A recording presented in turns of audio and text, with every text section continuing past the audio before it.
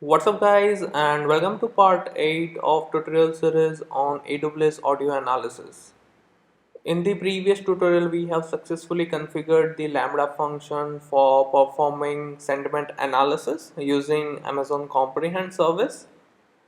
And now here in this tutorial we are going to test the till date implementation, right? And I hope that it will work fine. So we will quickly have a look at the architecture diagram. Right, so our flow starts from here. The file will get dropped into this S3 bucket. So let me go ahead and open that bucket.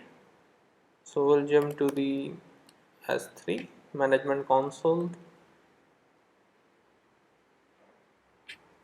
So that is this one, that is AWS Audio Analysis, and within the audio file directory. So if you look at the diagram, it's audio file directory where we are going to upload or drop the audio file, right? Then it will trigger the Lambda function and it will create a transcribe job for us.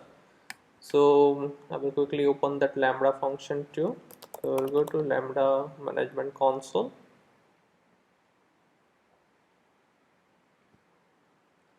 We'll search for audio, and that is this one, that is AWS Audio Analysis. So that will trigger this Lambda function, and this Lambda function is responsible for creating the transcribe job, and then the outcome of the Amazon transcribe will be uploaded to this S3 bucket. So that is, again, let me open it.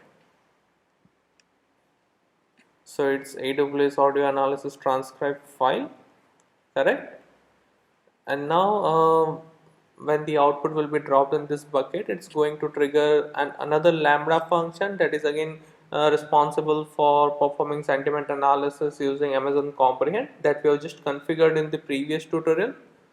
So I will just open that Lambda function too.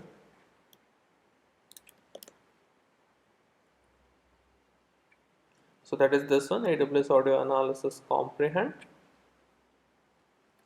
And then finally the outcome from the Amazon Comprehend or the sentiment analysis outcome will be stored in this S3 bucket. So that is AWS Audio Analysis Comprehend bucket, that is this one, right? So our final outcome will be stored in this bucket, correct? So this is where we have reached till now, and then probably we are going to move on to AWS Glue and Amazon Athena and QuickSight, correct? So we are going to test this implementation. So let's go ahead and drop a file in this audio analysis slash audio file directory or folder. So I will simply rename this file and it should trigger a Lambda function. So we'll say rename, and here we go. So let's have a look at the CloudWatch logs. So it has triggered this Lambda function. So here we are in the CloudWatch management console, and as you can see it has successfully triggered it and it has created the transcribe job for us. So let's have a look at the transcribe job that has been created. So we'll jump to the Amazon transcribe, and if you look at this job, it's in progress, right? It's recently created 9/7. Now it's going to take some time, so we have to wait till this job is completed, and once this job is completed, the outcome will be stored in this bucket, that is AWS Audio Analysis transcribe file. So if you just reload it, there will be a temp file, right, that has been created. So ideally Amazon transcribe, before starting the job, it ideally check whether it has the right permission for the mentioned bucket or not. So that's why I think this temp file is being created first. So now let's wait for the job to complete.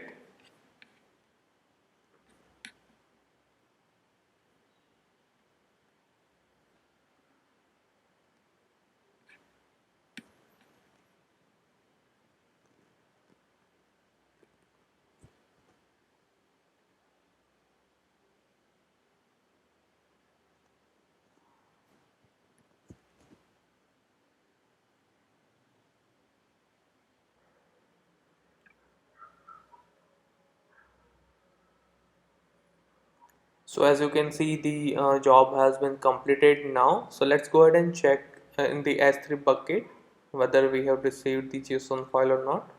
That is in AWS Audio Analysis transcribe file bucket. So let's reload it. So as you can see, we have the JSON file or the transcribe file. Now it should trigger this Lambda function, that is AWS Audio Analysis comprehend, that is again responsible for sentiment analysis, right? So I think it should not take much time. So let's check our final bucket. So the final outcome will be stored here, that is AWS Audio Analysis comprehend. So let's reload this, right? And as you can see, we have the sentiment analysis. So if we have a look here, so let me download it. Maybe I will open in browser itself. So as you can see, we have the outcome with our sentiment score that seems to be overall neutral, correct? So yeah, as we hoped, it's working fine, right? And we are good to move to the next step, that is uh, to AWS Glue, correct? So that's it for now, and ideally in the next tutorial I will give you an overview on AWS Glue, and then followed by the creation of the catalog, correct? And then I will move on step by step till quick site, till we have some visualization or graphs to see on the screen, correct? So yeah, that's it for now, and as usual, if you want me to do tutorial on any use case or service, then please leave them below, and I will try my best to come up with the tutorial as soon as possible. And if you have any queries or comments, then please leave them below, and don't forget to like and subscribe to my channel, and see you next time.